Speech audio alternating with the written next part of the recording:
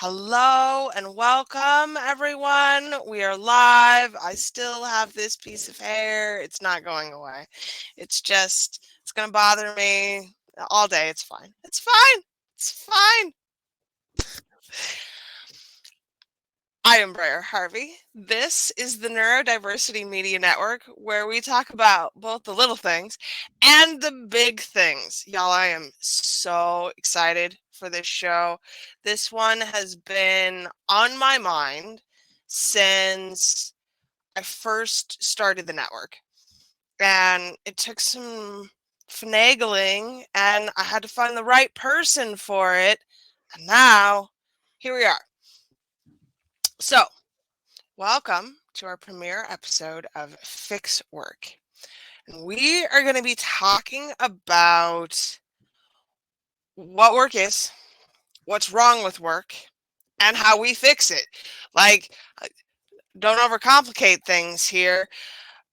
Let's start from the top. Joa, please introduce yourself. Tell us why you're here and why fixing work matters to you.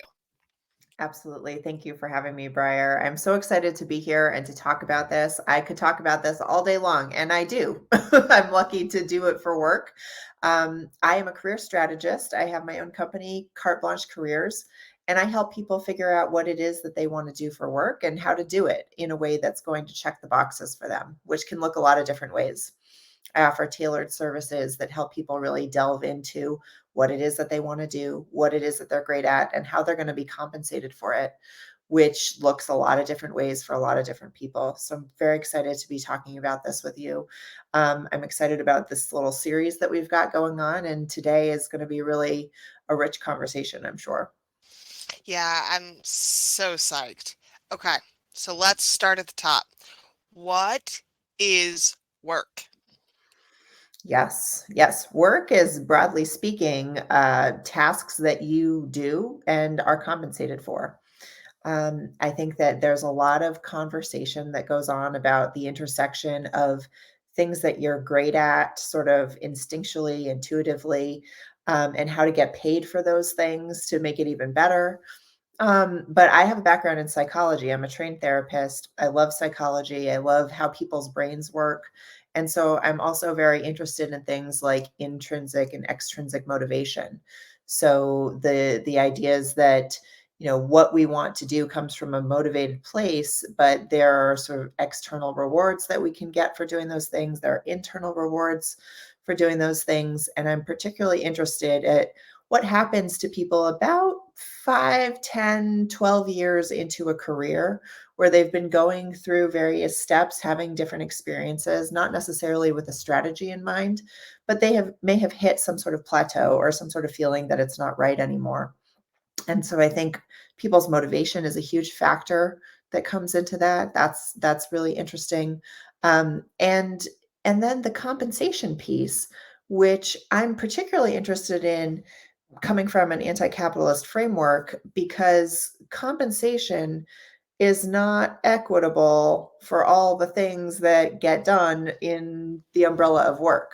And Correct. so, and definitely when we look at the world, not just within the United States, which is where I'm located, which is where you're located, but compensation across the globe varies incredibly. It's a vast span of what we're looking at here.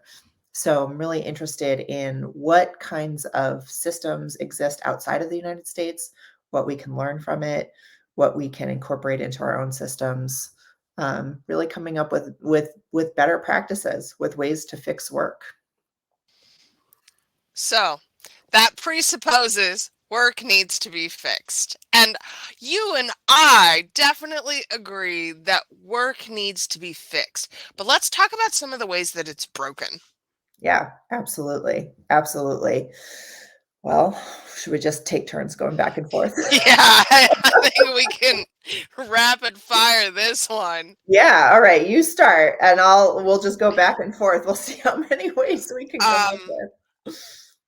Remote or the lack thereof of remote and asynchronous work. Yes, absolutely. Transparency around compensation within organizations and across industries. transparency about job descriptions. What's my job? What's your job? Who does what? And what happens if there is overlap or an empty void? Mm, mhm, absolutely. How about, accommodations and who regulates them? Here's another one on accommodations: having to ask for them and then providing documentation that I need them in the first place. Mhm, mhm.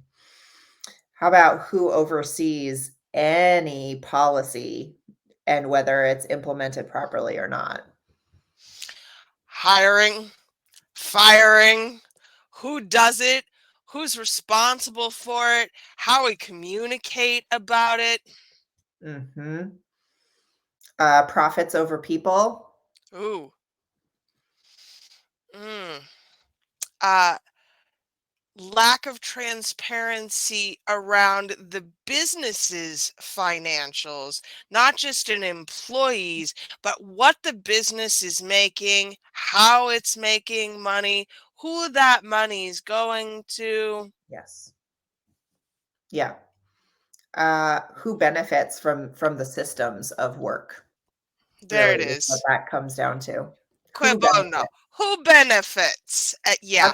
That's what we wanna know. hmm And in most cases, I think you and I would agree that work benefits the shareholders and very rarely the stakeholders.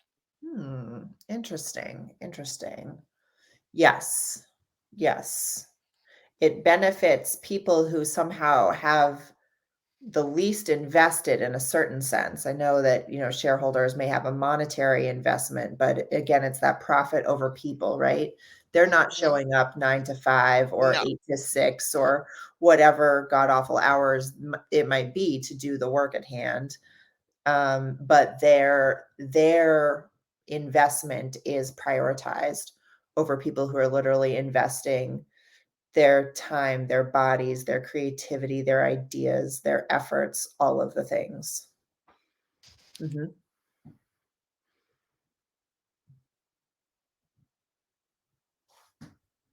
Oh, I lost your volume. Oh, it's me. It's always me. It's Mercury. It's fine.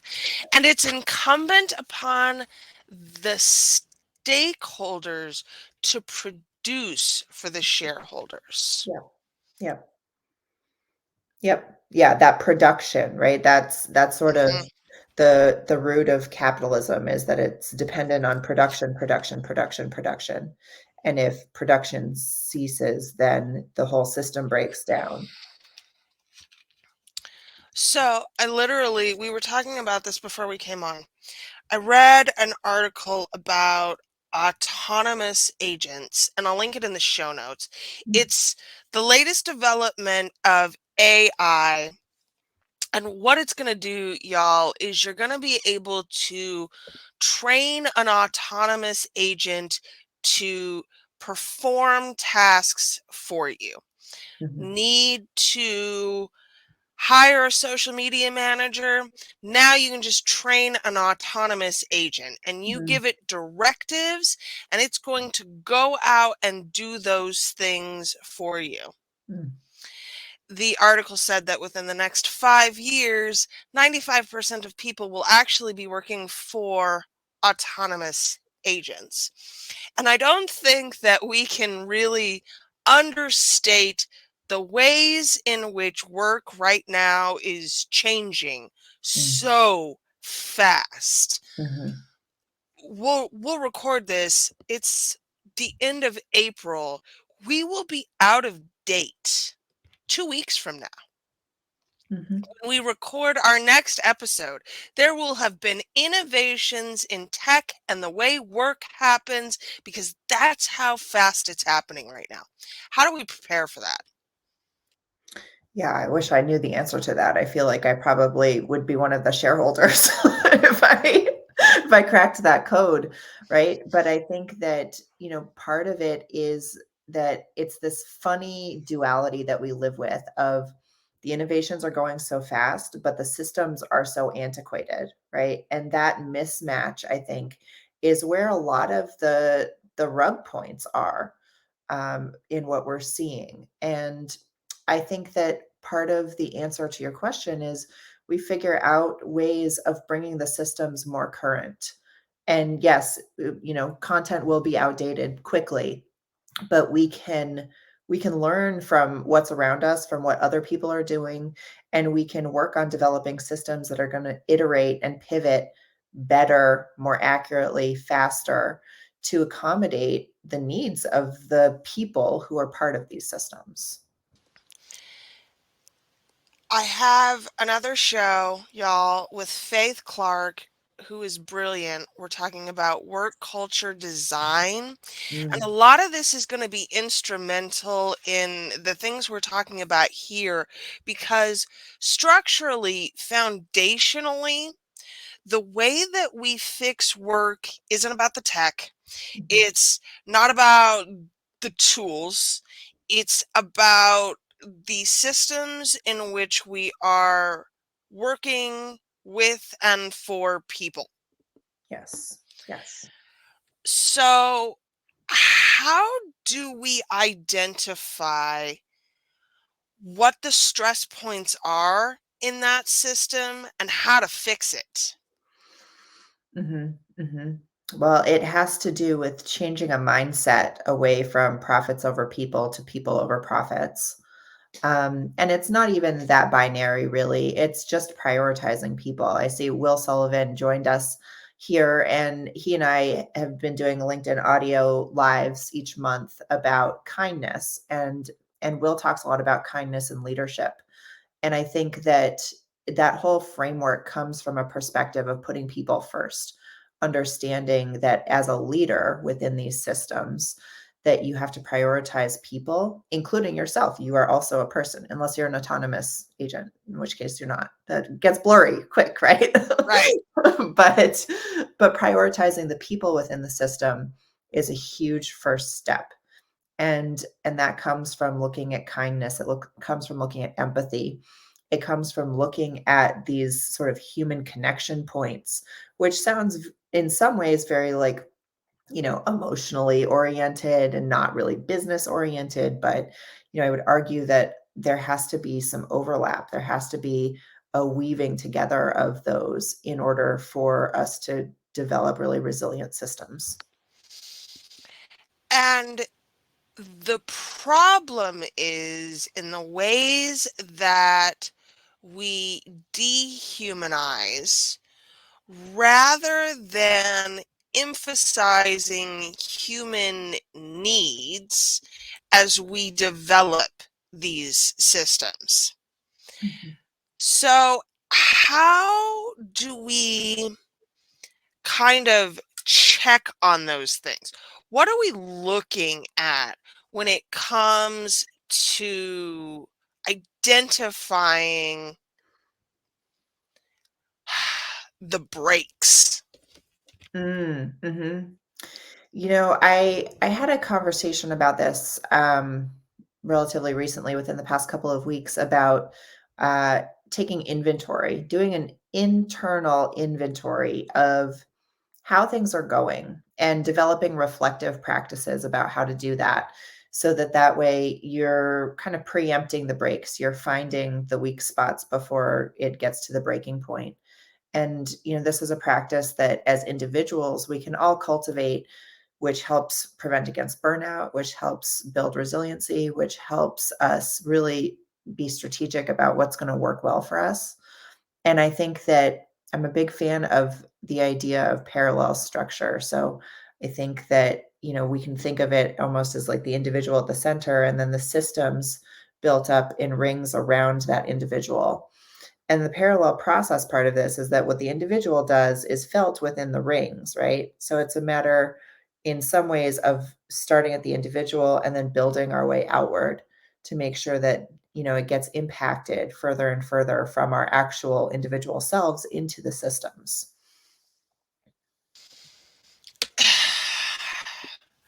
There are so many places my mind wants to take this. And I think where I want to go with it is that DEI, diversity, equity, and inclusion, Mm, as a branch of corporate structure has mhm, taken a hit. It mhm, is mhm. one of the biggest layoffs that we've seen in recent tech layoffs. And we're also very aware that there's some real disparity here about who is our DEI leadership, because in terms of both race and gender, there is less equity than one could hope for. Right. So, what I see then is that we're aware of the things that we should be doing. Mhm, We pay lip service to them. mhm. We are not actually fixing any of these problems. No, no, and the lip service is a huge problem. I think to a certain extent, DEI got systemically impacted by that last one in, first one out effect that people often see in layoffs at an individual level. It's almost like department wise. That's what ended up happening. But you're absolutely right. And it's important to acknowledge that any of the things that we talk about that need fixing, any of the impacts that we talk about as being felt by people within these systems are amplified and felt more and harder by anybody who has a marginalized identity, let alone a multiple marginalized identity. And these impacts are not all created equal. They really aren't. For as much as our systems are also not created equal, we're not treated equally within them. Same goes for the impacts of all of the things we're talking about.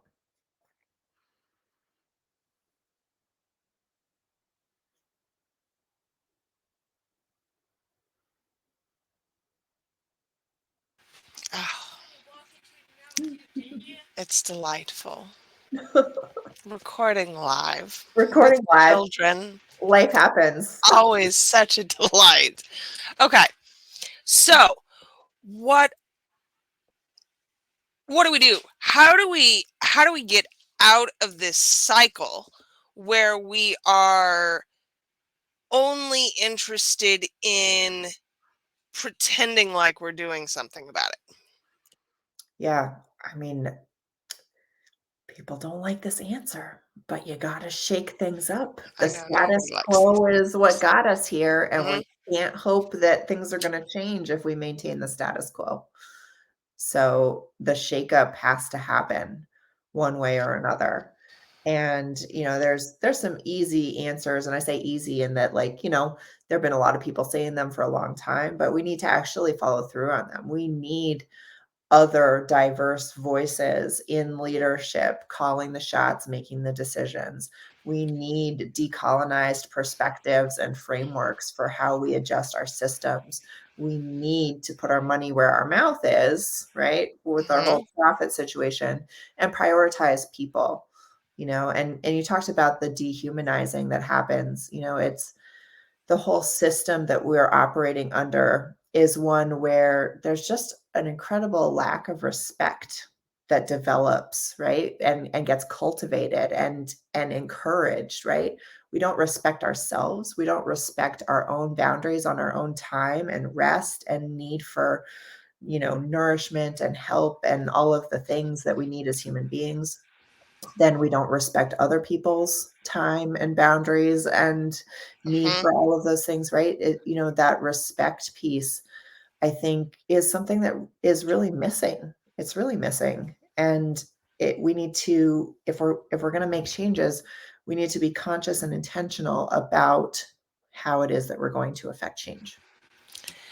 I was reading an article from Anne Helen Peterson, who I adore, last week, and she was talking about how the higher educated, the less uh, structure there is around time balance, Mm, that people who are more educated and make more money are also working more hours mhm, because They have phones that they're taking emails on at 11 p.m. Right. from bed.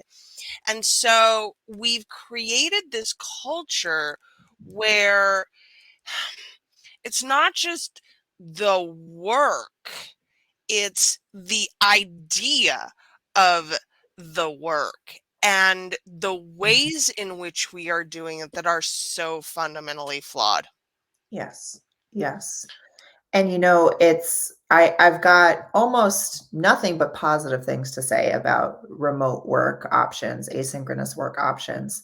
I think that that is such an important need that we need to prioritize culturally, both within the United States, but also just within work cultures. I think that that needs to be a priority because it allows for so many things, inclusion of more diverse skill sets, flexibility for people who have a lot of constraints on their day-to-day lives for a lot of different reasons. But I think it's the only sort of downside to this piece of it is that the remote asynchronous work options necessitate firmer individual boundaries around that. I work with a lot of people, across a lot of different industries, and oftentimes the people who have the best work-life balance are people who work for the government because there are very firm rules and regulations about when and how you can access your work product. And you can't be lying in bed scrolling on your phone checking your work email because that's not a thing. You Because can't that's do it. not a thing. You can't do it. But somebody who's hired for low entry, middle management, Mhm. even higher level within organizations that don't have those firm rules and regulations. Oh man, does it get encouraged to be on the ball and to be responsive and to be available, right? We've all seen that meme that has gone around with like the US work perspective. It's like, sorry, I'm having major surgery, but I'll get back to you from the recovery room, right? Like, Right. that's not a joke. That's what is implicitly and often explicitly even encouraged in our work cultures, and that's not okay. And I think that one extends to North American work culture in general. I know a lot of Canadians who Mm, have similar mindsets, but it's a very uniquely American, North American ideology. Additionally, asynchronous work and the fuzziness of time around it is probably most detrimental to women and people who are coded femme because they are taking care of all of the emotional labor while working at home and managing kids and the household and all of those things. yes. Yes, absolutely. Absolutely. So, what a, what happens now? We're on this threshold, right? We can very clearly see that the way that we're doing things isn't working. Mm, We can see that there are some possibilities available to us, like a 4-day work week. I mean, the research on that one is universal at this point in time. It works for everybody, yeah. but we're still not changing things. So, how do we help see this shift? Yeah. Yeah.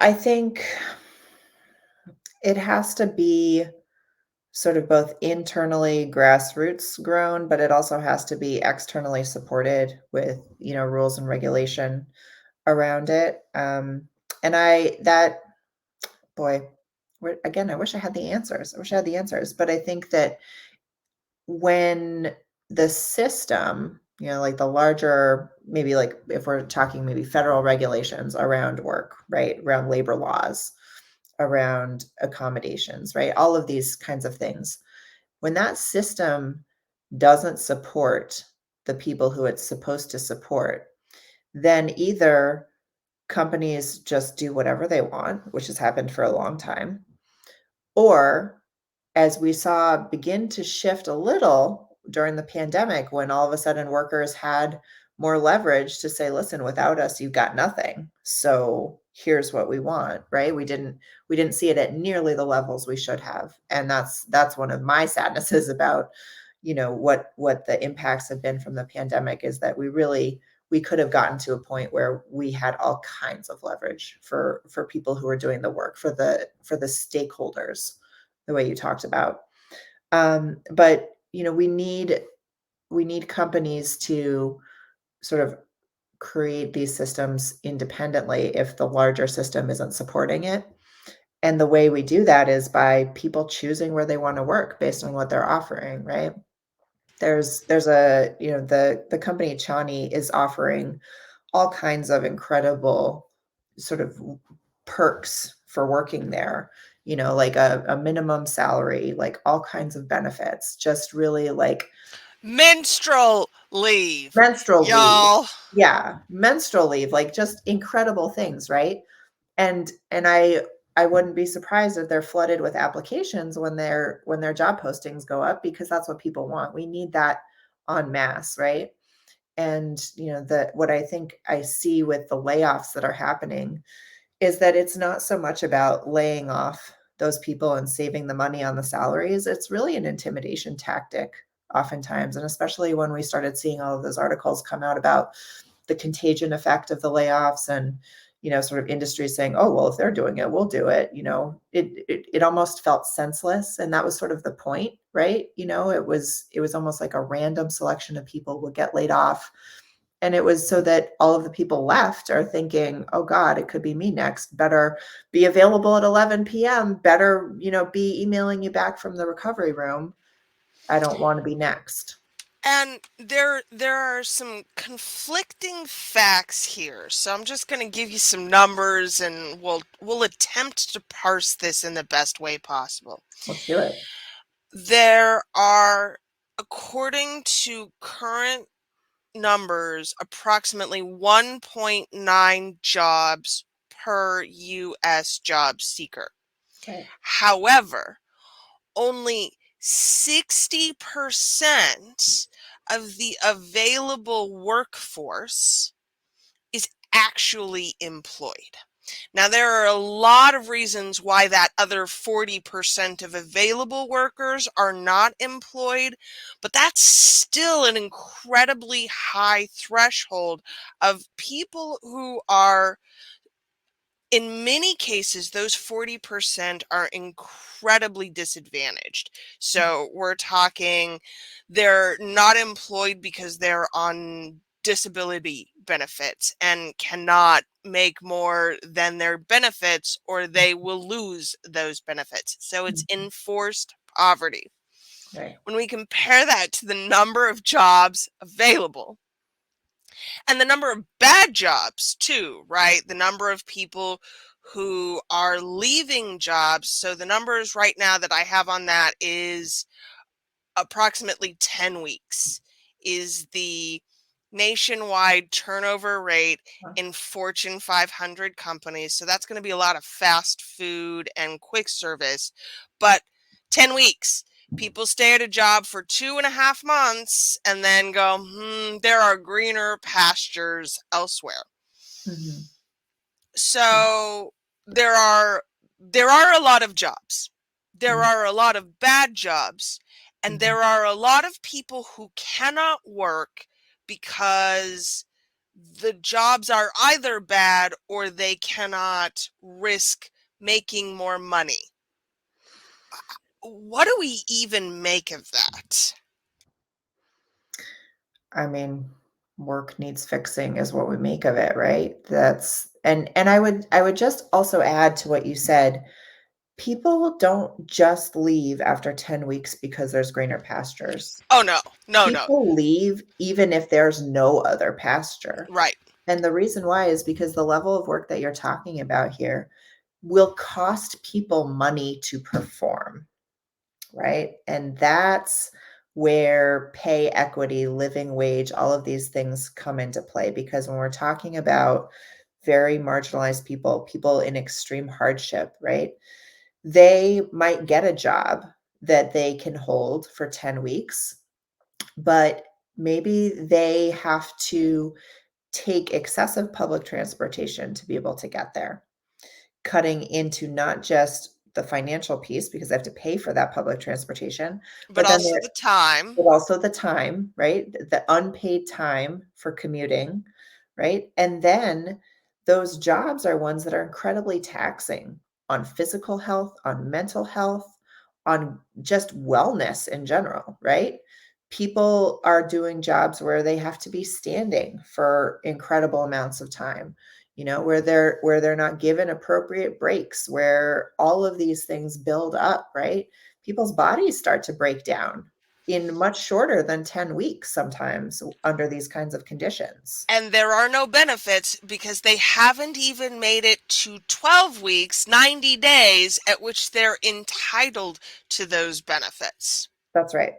So all of a sudden you have someone who's paying money for transportation, paying in time to take that transportation, paying for supplies to help themselves get through the day, right? Paying more money for food because they can't cook it at home, paying for maybe medical appointments to be able to see somebody who can help their body feel better after having been standing for 8 hours 5 days a week, right? Like all of a sudden you add up those costs, it costs people money to work. Right. Which is why I guess it's fine that Amazon has 150% turnover rate because they are happier to churn through those employees than ever to get them to a place where they are given raises or benefits or any kind of meaningful, I don't know, humanity in that kind of job, right? Right, right.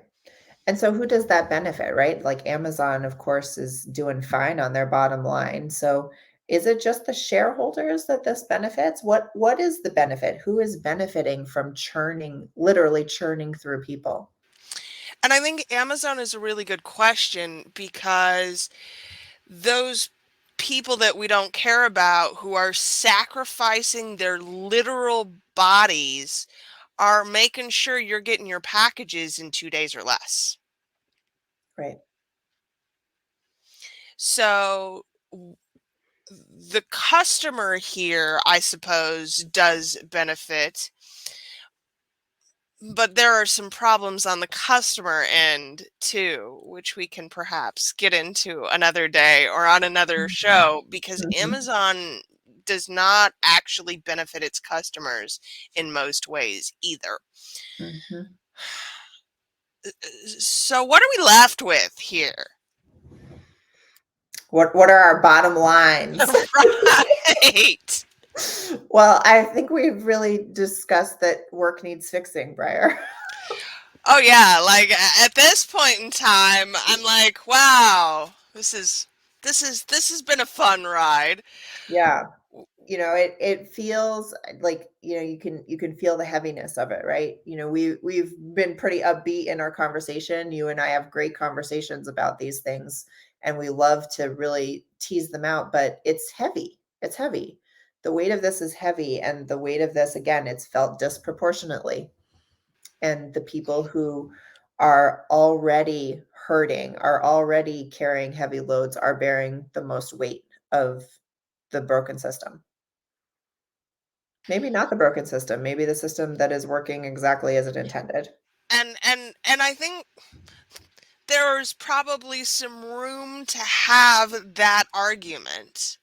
But for us here, I think the next question that we ask is where do we start? Mhm, mhm. Yeah, I'm sure you have ideas. What's Should we go back and forth again? Do a rapid round of where we Yeah, start? this feels let's finish it on a high note I here. know, I know. Well, here's what I'll say. I I was very hopeful about the sort of power swing that we saw during the pandemic, right? That people who were working those 9 to 5s or 8 to 6s were having some choice, having some agency, having some power to bring to the table to negotiate for things that they needed. And I think that where we fell short on the US side of things is that we didn't do it collectively or at scale. And while that continues to be true, there is now more labor organization than there has been in this country for over 100 years.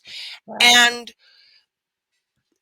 while most people are highly distrustful of labor and labor unions, I think that collective organizing is going to have a renaissance. I think Yes. that if you pay attention to the ways in which the internet has allowed us to organize together, Mhm. that now there are places like the anti-work subreddit where hundreds of thousands of people are learning about collective organization that That's were not before. That's right. That's right. And it's been a very targeted propaganda machine that has made people distrustful of collective action in these ways, right? And when you see behind the curtain, then you know, right? There's no going back.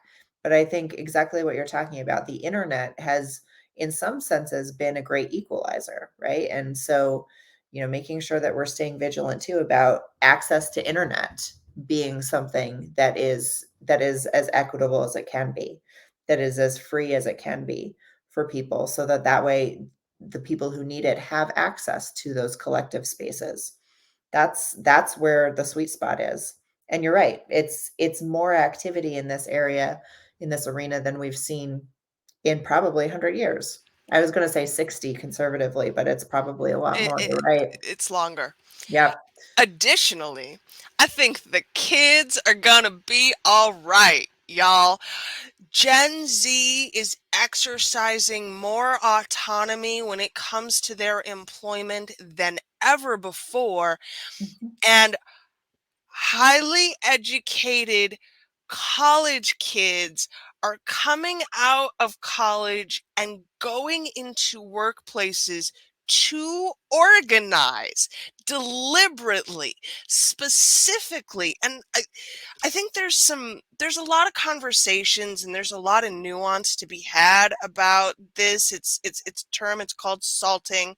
I'll link some articles in the show notes. Mhm. But at the end of the day, I think the fact that that generation is so aware of Mm. what work is and is not and should not be, it gives me hope. I agree. I agree. I'm incredibly hopeful about it, and I think, I'm an older millennial, and I spent a fair number of years being like, "Oh, the young ones," right? But no, the young ones, and what I see is our responsibility for older generations is to really foster and support and protect their interests as they find their feet and they do the thing, and not fight it. There's, as an older millennial, I grew up with a lot of people older than me saying, "Oh, you can't do that. That's not how it's done," right? And that sort of just tends to be how it goes with generations, right? But we need to understand that the ultimate goal here is that we all get a better situation out of it. And we may not like their tone or whatever, but if they're working towards this collective place that's going to benefit all of us, we need to get on board. We need to get on board, and we need to make sure that they have a clear path to do it. And for me, the last note in terms of the collective is that more people than ever before are aware that it's not about race and it's not about gender, it's about class. This is the divide Mhm, that we are currently butting up against. mhm, And the 1% of the 1% that owns 90% of the globe, and 97 or so percent of the capital Mhm. cannot just do whatever they want anymore. Right. There is an increasing amount of pushback against billionaire bullies and the things that they have and continue to do with the money that they make. And that accountability, I don't think has truly ever existed before. But now I can go to Elon Musk on the platform that he owns and tell him that he's an idiot. And y'all, friends, that's that's a gift that Mhm. we get to explore and continue to grow. Right. Right. Right. And keep pushing the envelope. Keep pushing the envelope, to the follow through, to the redistribution, because the 1% of 1% owning 90%, 7% of capital, we're seeing real clearly it's not sustainable. It's not sustainable. But the less we have to lose, the quicker the fall is going to happen, right? So I think that's what we're hopeful about. And I think then as we go forward into this series, and folks, would definitely solicit any input you have here. Anything you want to hear us talk about, leave it in the comments. Feel free to send an email. We'll talk about places to find us here in a minute.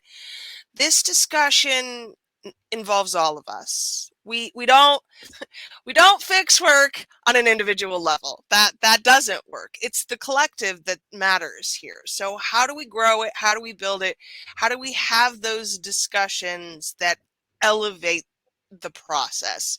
Mhm. And we will be back here in 2 weeks for the next episode. Joa, what are we talking about? Man, I want to talk about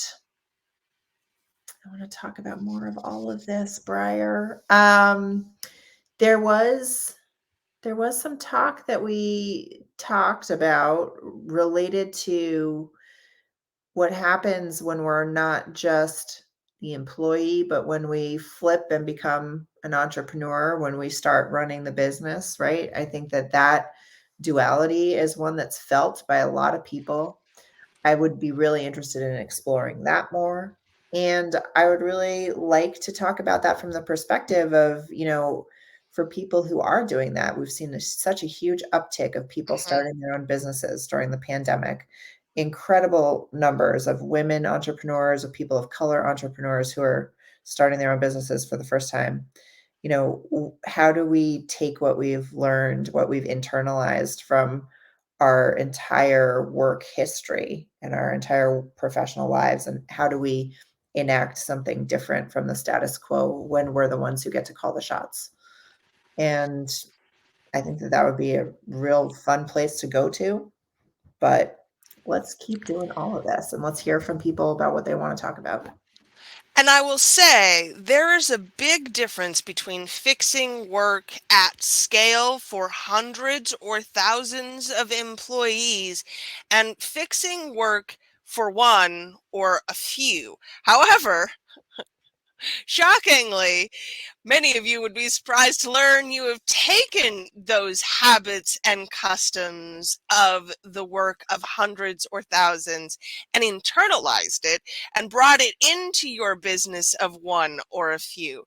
So I think that's a perfect place to start. Let's micro businesses and then we'll take it out to the macro. Let's do it. And y'all, I am so excited about this. This is going to be a really, really fun discussion. So if you've heard, if you've listened, if you've benefited from this, feel free to share the work. This will be up later today on the neurodiversitymedianetwork.com. Joa will have access to this here. You can share these live streams. Truly, what we're about is getting everyone out into the world and having these conversations. Joa, where can the people find you? Mostly on LinkedIn. That's where I like to hang out. So find me on LinkedIn. I've got my personal profile page. Hit me up anytime. Slide into my DMs, whatever you want.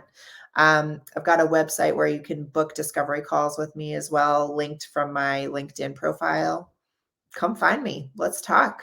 If you need help with your career strategy, I would love to hear about it. We will have all of those links in the show notes as well. Thank you all so much for being here today. This is what the Neurodiversity Media Network is about. We are about these discussions, this depth, going into the things with a little bit more nuance, and I am really excited to see where this series goes. Thank you all for being here. Have an amazing day.